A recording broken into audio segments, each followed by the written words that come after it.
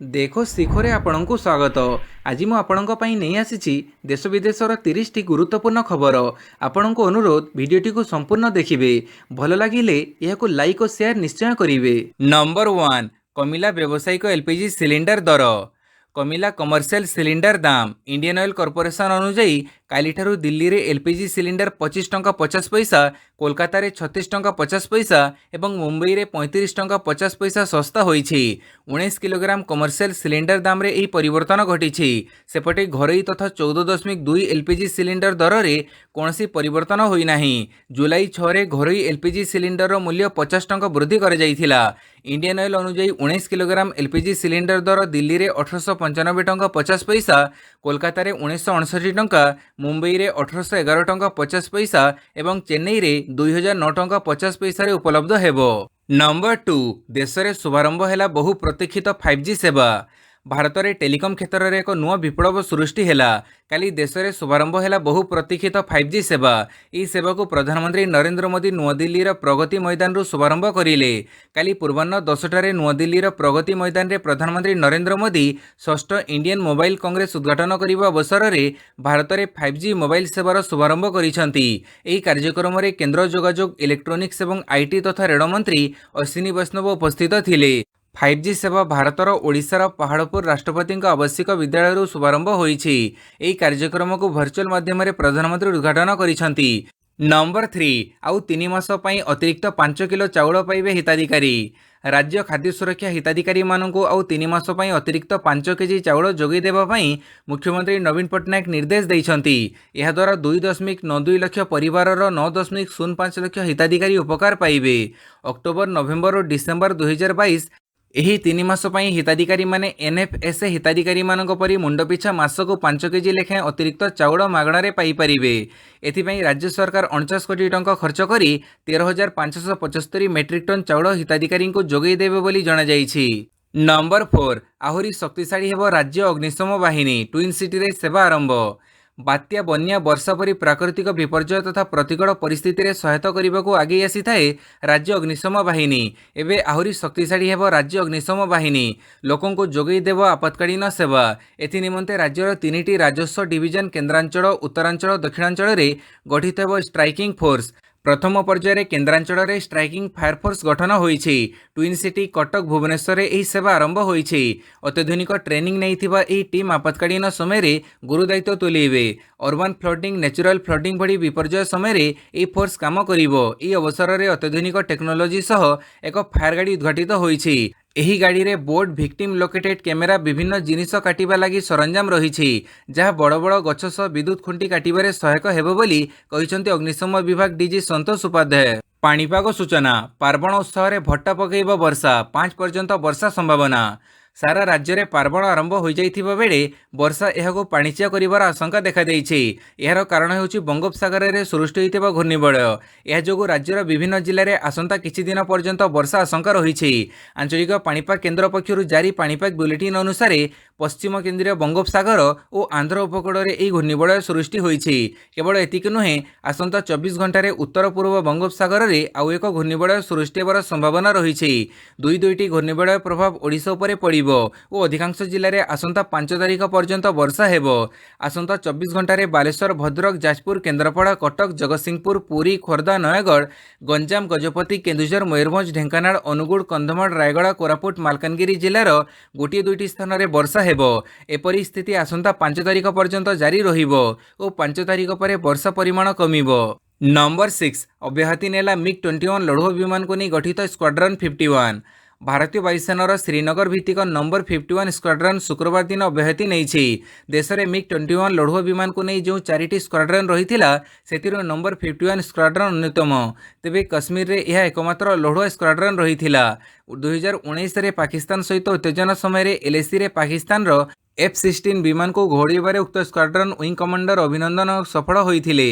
गोटे स्क्वाड्रन रे रहिथिबा सब लढुआ विमान को जेतेबेले अवहेति दिया जाए सेतेबेले से स्क्वाड्रन नंबर प्लेटेड होई जाए। परवर्ती पर्यायर अन्य विमान सामिल करा जाई से स्क्वाड्रन को पुनरुद्धार करा जाई थाए।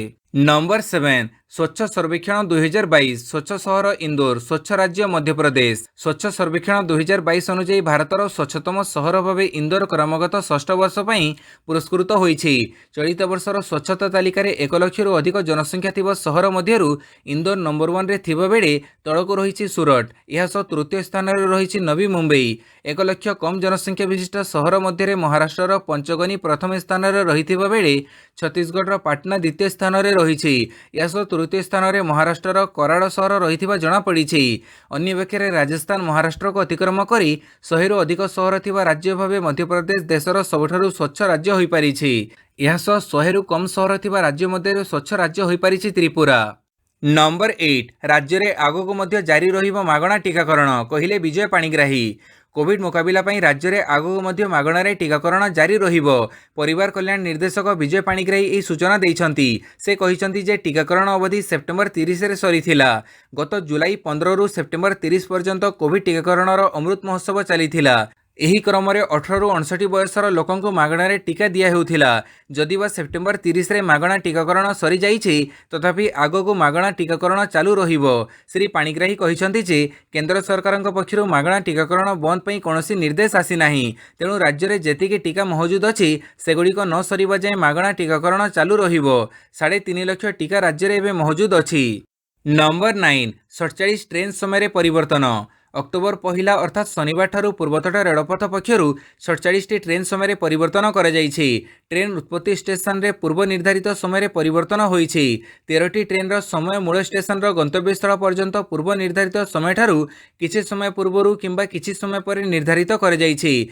25टी ट्रेन रो समय सर्वनिम्न 5 मिनिट और सर्वाधिक 55 मिनिट पर्यंत मूल स्टेशन ठारू गंतव्य स्थल मध्य त्वरान्वित होइछि। सेहीपरि 11टी ट्रेन रो उत्पत्ति स्टेशन रो प्रस्थान समय 7टी ट्रेन रो गंतव्य स्थल रे आगमन समय परिवर्तन करा जाइछि।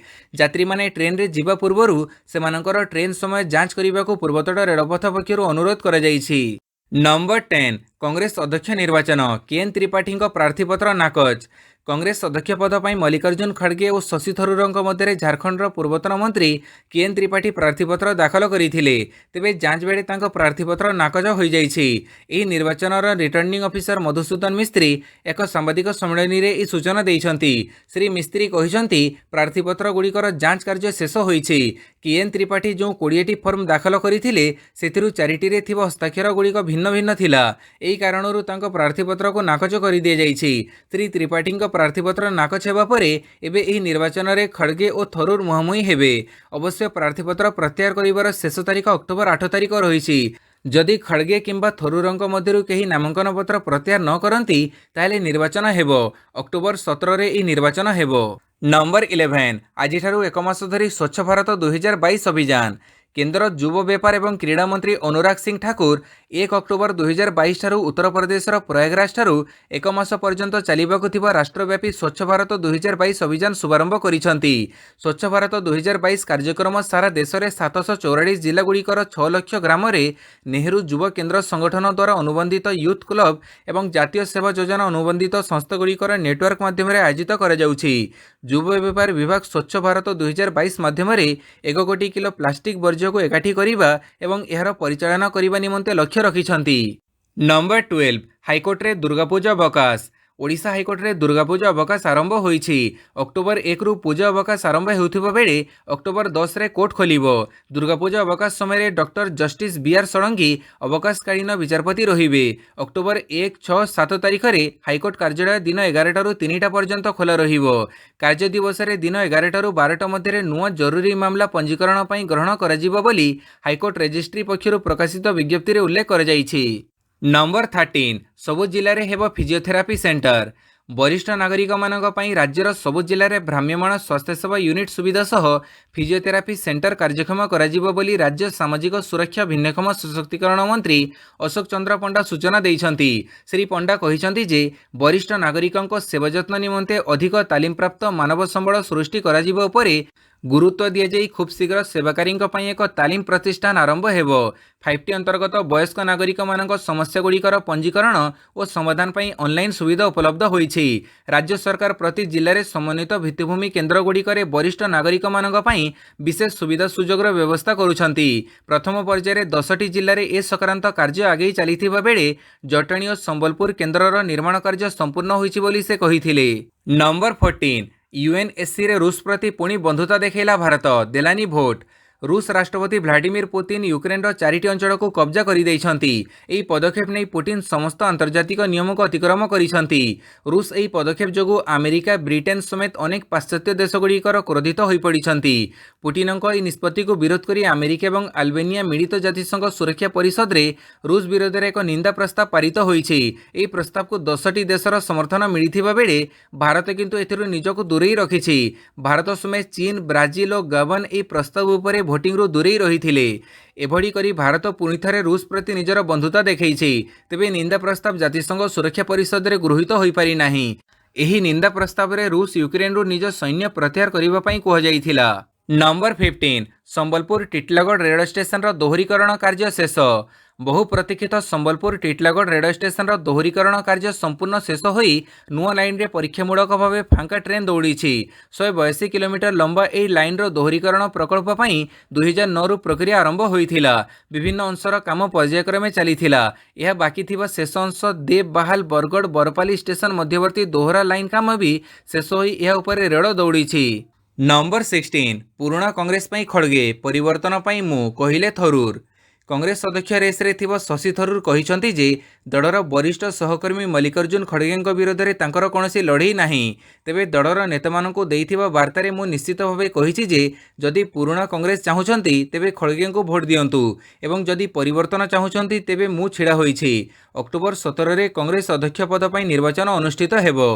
काली शशि थरूर कहिसंती या परस्पर विरोध में युद्ध नुहे, आमर चिंताधारा और दृष्टिभंगी भिन्न। तेणु आम दलर सदस्य माने निष्पत्ति नियंतु। मु सदस्य मानकु केवल एतिकी कहूछि जे जदि दलर वर्तमान कार्यकलाप को नहीं संतुष्ट अछंती तेबे दयाकरी खड़गे महाशय को भोट दियंतु।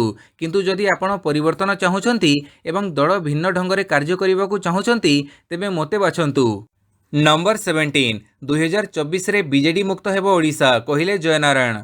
2024 रे ओडिशा को बीजेडी मुक्त करने को राज्य सरकार विरोध में तैयारी हेबो चार्जसीट। जनता होउचंती गणतंत्रर माजिस्ट्रेट। राज्य में दुर्नीति व्यभिचार और भ्रष्टाचार वृद्धि संपर्क में जनता आगे यह चार्जसीट उपस्थापित कराजिबो। काली एपरी ढंग से बीजेडी उपर बर्षिछंती विरोधी दल नेता जयनारायण मिश्र। से कहिछंती ओडिशा रे शिक्षित लोकंक पई थैथान नाही, कोनोसी लोकंक पई एठारे थैथान व्यवस्था नाही। रोजगार मिलुनी बोली लोके दादन खटिबाको बाहर राज्य को जाउछंती। एठारे चाष कले धान बिक्री हेउ नाही कि पाठ पढ़िले चाकरी मिलू नाही। विरोधी दल नेता आहरी कहिसंती बीजेडी सरकार राज्य को अधोपतन आड़ को नहीं जाउछि। ओडिशा रे सब किछि थाई भी सब क्षेत्र रे पछरे रहिछि, सब थाई भी किछि नाही। एही सब समस्यार बीजेपी लोकंक पाखरे उपस्थापित करिवो। बीजेडी सह बीजेपी रो कोनोसी बुझामणा हेबो नाही। पूजा परे जोरदार लड़ाई आरंभ हेबो। नंबर 18 विरोधी दल नेता पदर इस्तीफा देले मल्लिकार्जुन खड़गे। राज्यसभा विरोधी दल नेता पदर इस्तीफा देले कांग्रेस वरिष्ठ नेता मल्लिकार्जुन खड़गे। कांग्रेस अध्यक्ष पदर निर्वाचन पूर्व मल्लिकार्जुन खड़गे निज इस्तीफा पत्र कांग्रेस हाइकमांड सोनिया गांधी को पठाइछंती। सूचना अनुसार मल्लिकार्जुन खड़गे एक व्यक्ति एक पद अनुसार इस्तीफा देइछंती। कांग्रेस सभापति पद पर मल्लिकार्जुन खड़गे प्रार्थी अछंती। शुक्रवार दिन मल्लिकार्जुन खड़गे कांग्रेस सभापति पद पर नामांकन भरिथिले। कर्नाटक सह संबंध रखिथिबा खड़गे स्पष्ट भाव दलर मनपसंद प्रार्थी भाव उभा होइछंती। अशोक गहलोत एवं कमलनाथ तांको समर्थन देबा पई घोषणा करिछंती। 50 वर्षरु अधिक समय धरी राजनीति रे सक्रिय अछंती खड़गे। नंबर 19 देश में नुआ अध्याय आरंभ करिबो 5G कहिले मोदी। इंटरनेट फॉर ऑल एणिकी समस्तंक पई इंटरनेट 5G रो शुभारंभ अवसर में काली एही आह्वान देइछंती प्रधानमंत्री नरेंद्र मोदी। दिल्लीर प्रगति मैदान में षष्ठ मोबाइल कांग्रेस उद्घाटन सहित काली 5G सर्विसेस शुभारंभ करिछंती मोदी। एही अवसर में से कहिछंती 5G हेउची 130 कोटी भारतीयों को टेलीकॉम शिल्पर उपहार। देश में यह नुआ अध्याय आरंभ करिबो। 5G लोकों को प्रदान करिबो असीम सुजोग। 5G ବୈପ୍ଳବିକ ପରିବର୍ତ୍ତନ ଆଣିବ, ଶିକ୍ଷା କ୍ଷେତ୍ରକୁ ନୂଆ ଜ୍ଞାନକୌଶଳ ଦେବ, ଶିକ୍ଷା ସ୍ୱାସ୍ଥ୍ୟ କୃଷି ବ୍ୟାଙ୍କିଂ କ୍ଷେତ୍ରରେ ଆଣିବ ପରିବର୍ତ୍ତନ। ନୂଆ ଭାରତ ଟେକ୍ନୋଲୋଜିର କେବଳ ଏକ ଖାଉଟି ହୋଇ ରହିବ ନାହିଁ, ବରଂ ଏହାର ବିକାଶ ଓ ପ୍ରୟୋଗରେ ଗୁରୁତ୍ୱପୂର୍ଣ୍ଣ ଭୂମିକା ଗ୍ରହଣ କରିବ। ଟେକ୍ନୋଲୋଜିର ବିକାଶ ଦିଗରେ ଆମେ ନେତୃତ୍ୱ ନେବ ବୋଲି କହିଛନ୍ତି ପ୍ରଧାନମନ୍ତ୍ରୀ ମୋଦି। ନମ୍ବର 20 ଆଉ ରାଜଧାନୀରେ ରାସ୍ତା କଡ଼ରେ ରହିବନି ଡଷ୍ଟବିନ୍। ଅକ୍ଟୋବର 1ରୁ ଆଉ ରାଜଧାନୀର ରାସ୍ତା କଡ଼ରେ ଡଷ୍ଟବିନ୍ ରହିବ ନାହିଁ। କାଲି ବିଏମ୍ସି ଗାଡ଼ି ସହର ସାରା ବୁଲି ବୁଲି ଡଷ୍ଟବିନ୍କୁ ଉଠେଇ ନେଇଛି। ନୂଆ ନିୟମ ଅନୁସାରେ ଏଣିକି ସମସ୍ତେ ଡଷ୍ଟବିନ୍ ରଖିବେ। ଓଦା ଶୁଖିଲା ଆବର୍ଜନାକୁ ପୃଥକ ଭାବେ ରଖି ଘର ପାଖକୁ ଆସୁଥିବା ସଫେଇ ଗାଡ଼ିରେ ଦେବେ। ଏଣୁ ଆଉ କେହି ରାସ୍ତା କଡ଼ରେ ଅଳିଆ ପକାଇବେ ନାହିଁ କିମ୍ବା ପବ୍ଲିକ୍ ଡଷ୍ଟବିନ୍ ଆବଶ୍ୟକ ନାହିଁ। ଯଦି କେହି ରାସ୍ତା କଡ଼ରେ ଆବର୍ଜନା ପକାଏ, ସିସିଟିଭି ଫୁଟେଜ୍ କିମ୍ବା ସାଧାରଣ ଲୋକଙ୍କର ପ୍ରମାଣ ଆଧାରରେ ସେମାନଙ୍କ ବିରୋଧରେ କାର୍ଯ୍ୟାନୁଷ୍ଠାନ ନିଆଯିବ। 500 ଟଙ୍କାରୁ 5000 ଟଙ୍କା ପର୍ଯ୍ୟନ୍ତ ଜରିମାନା ମଧ୍ୟ କରାଯିବ। ଏଥିପାଇଁ ସାଧାରଣ ଲୋକ ଓ ବ୍ୟବସାୟୀମାନେ ସହଯୋଗ କରିବାକୁ ବିଏମ୍ସି ଅନୁରୋଧ କରିଛି। ନମ୍ବର 21 ରେକର୍ଡ କଲେ ସୁପ୍ରିମକୋର୍ଟ ବିଚାରପତି ଜଷ୍ଟିସ୍ ଚନ୍ଦ୍ରଚୂଡ଼ଙ୍କ ଖଣ୍ଡପୀଠ। 10 ଘଣ୍ଟାରେ ଶୁଣାଣି ହେଲା 75ଟି ମାମଲା। ପାଖାପାଖି 10 ଘଣ୍ଟା ପର୍ଯ୍ୟନ୍ତ ବିଭିନ୍ନ ମାମଲାର ଶୁଣାଣି କରି ସୁପ୍ରିମକୋର୍ଟର ସବୁ ରେକର୍ଡକୁ ଭାଙ୍ଗି ଦେଇଛନ୍ତି ଜଷ୍ଟିସ୍ ଚନ୍ଦ୍ରଚୂଡ଼ ଓ ଜଷ୍ଟିସ୍ ହିମା କୋହଲିଙ୍କ ଖଣ୍ଡପୀଠ। ମିଳିଥିବା ସୂଚନା ମୁତାବକ ଶୁକ୍ରବାର ଦିନ ସୁପ୍ରିମକୋର୍ଟର ବିଚାରପତି ଜଷ୍ଟିସ୍ ଜି ଚନ୍ଦ୍ରଚୂଡ଼ ଓ ଜଷ୍ଟିସ୍ ହିମା କୋହଲିଙ୍କ ଖଣ୍ଡପୀଠ ରାତି ପ୍ରାୟ 9:15 ଅନେକ ମାମଲାର ଶୁଣାଣି କରିଛନ୍ତି। ଏହି ସମୟରେ ପ୍ରାୟ 75ଟି ମାମଲାର ଶୁଣାଣି ହୋଇଥିଲା। ସାଧାରଣ ଦିନରେ ନ୍ୟାୟିକ ପ୍ରକ୍ରିୟା ଅପରାହ୍ନ 4ଟାରୁ 5ଟା ମଧ୍ୟରେ ଶେଷ ହୋଇଥିବା ବେଳେ ଜଷ୍ଟିସ୍ ଜି ଚନ୍ଦ୍ରଚୂଡ଼ ଓ ଜଷ୍ଟିସ୍ ହିମା କୋହଲିଙ୍କ ବେଞ୍ଚ ଦୁର୍ଗାପୂଜା ଛୁଟି ପୂର୍ବରୁ ରାତି 9:10 ପର୍ଯ୍ୟନ୍ତ ଶୁଣାଣି କରିଥିଲେ। ମାମଲାର ଶୁଣାଣି ଶେଷ ହେବା ପରେ ଜଷ୍ଟିସ୍ ଡି ଚନ୍ଦ୍ରଚୂଡ଼ ସମସ୍ତ କର୍ମଚାରୀଙ୍କୁ ଧନ୍ୟବାଦ ଜଣାଇଥିଲେ। ନମ୍ବର 22 କାନପୁରରେ ଟ୍ରାକ୍ଟର ଓଲଟି 11 ଶିଶୁଙ୍କ ସମେତ 27 ମୃତ। ସାରା ଦେଶରେ ପାର୍ବଣର ଆନନ୍ଦୋତ୍ସବ ଚାଲିଥିବା ବେଳେ ଉତ୍ତରପ୍ରଦେଶର କାନପୁରଠାରେ କାଲି ଏକ ଅତ୍ୟନ୍ତ ଦୁଃଖଦ ଘଟଣା ଘଟିଛି।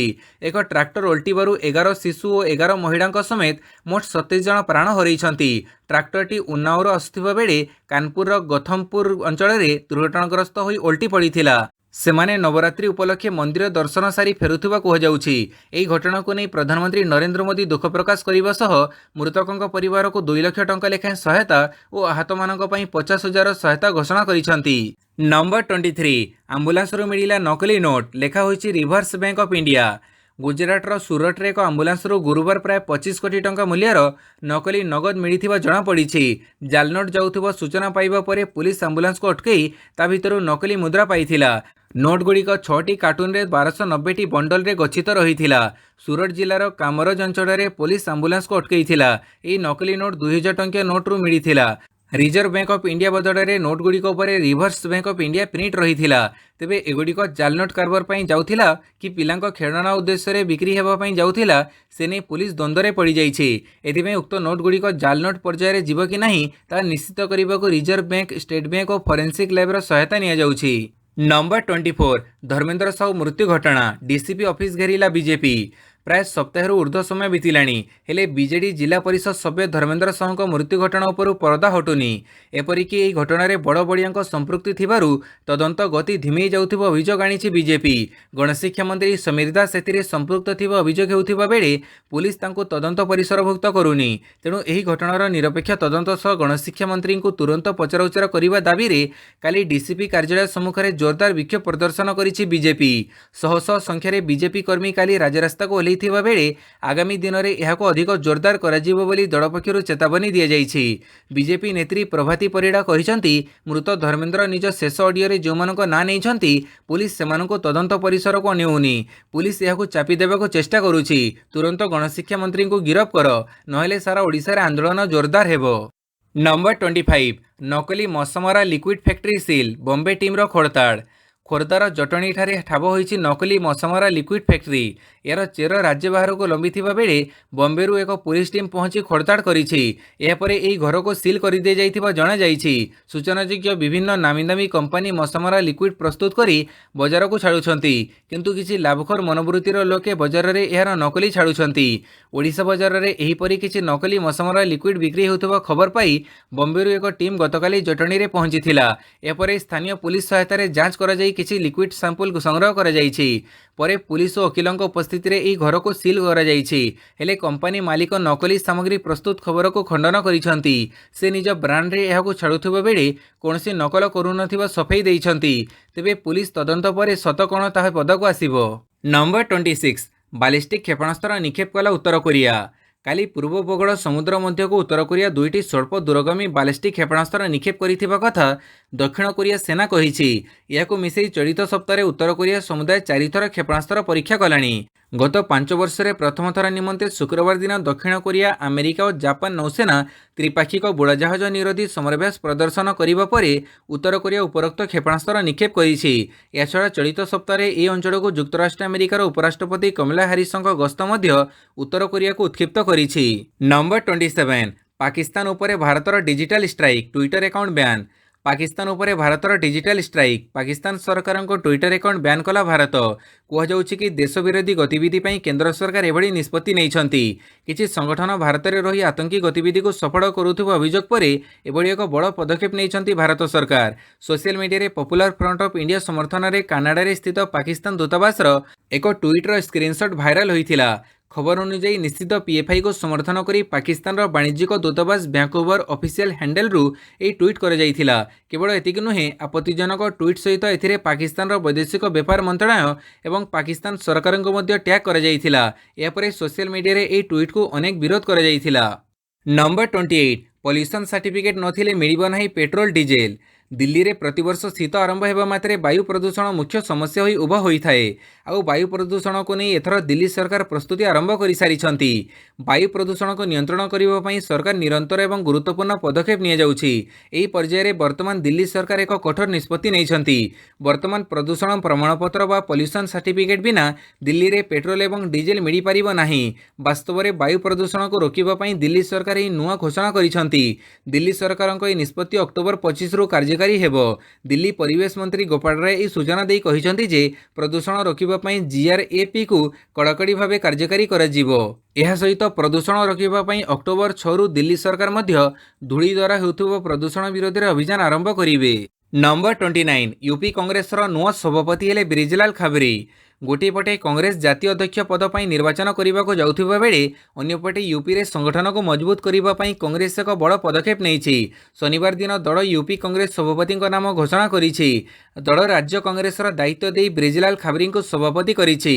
କଂଗ୍ରେସର ସାଧାରଣ ସମ୍ପାଦକ କେସି ବେଣୁଗୋପାଳ ଶନିବାର ଏକ ନୋଟିସ୍ ଜାରି କରି ଦଳର ନୂତନ ସଭାପତିଙ୍କ ନାମ ଘୋଷଣା କରିଛନ୍ତି।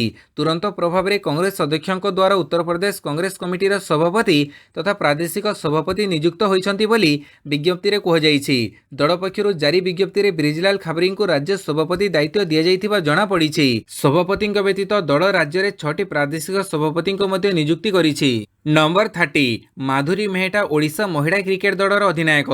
ପ୍ରାୟ ଏକ ଦଶନ୍ଧି ଧରି ଓଡ଼ିଶା କ୍ରିକେଟ ଦଳର ବ୍ୟାଟିଂ ମଙ୍ଗ ଧରିଥିବା ରାଜ୍ୟର ପ୍ରଥମ ମହିଳା ଆନ୍ତର୍ଜାତୀୟ ତାରକା ମାଧୁରୀ ମେହେଟାଙ୍କୁ ଶେଷରେ ରାଜ୍ୟ ଦଳର ଅଧିନାୟକ ଭାର ମିଳିଛି। ବରିଷ୍ଠ ଖେଳାଳି ମଧୁମିତା ବେହେରା ଓହରିଯିବା ପରେ ରାଜ୍ୟ କ୍ରିକେଟ ପ୍ରବନ୍ଧନ ମାଧୁରୀଙ୍କ ଉପରେ ଆସ୍ଥା ପ୍ରକଟ କରି ତାଙ୍କୁ ଏହି ଗୁରୁ ଦାୟିତ୍ୱ ଦେଇଛନ୍ତି। ବାଙ୍ଗାଲୋରରେ ହେବାକୁ ଥିବା ଆଗାମୀ ଜାତୀୟ ମହିଳା ଟି20 ଟୁର୍ଣ୍ଣାମେଣ୍ଟରେ ସେ ଓଡ଼ିଶାର ନେତୃତ୍ୱ ନେବେ। ଓସିଏ ପକ୍ଷରୁ ଘୋଷିତ 16 ଜଣିଆ ଓଡ଼ିଶା ଦଳରେ ଅନ୍ୟତମ ଅନ୍ତର୍ଜାତୀୟ ତାରକା ରଶ୍ନାରା ପରୱିନ, ହାର୍ଡ ହିଟର ସରିତା ମେହେରଙ୍କ ସମେତ କେବଳ ବଲାଙ୍ଗୀରରୁ 5 ଜଣ ଖେଳାଳି ସ୍ଥାନ ପାଇଛନ୍ତି। ଅନ୍ୟ 2 ଜଣ ହେଲେ ୱିକେଟ ରକ୍ଷକ ରଶ୍ମିତା ଚିନାରା ଏବଂ ରାମେଶ୍ୱରୀ ନାୟକ। ଭିଡ଼ିଓଟିକୁ ସମ୍ପୂର୍ଣ୍ଣ ଦେଖିଥିବାରୁ ବହୁତ ବହୁତ ଧନ୍ୟବାଦ।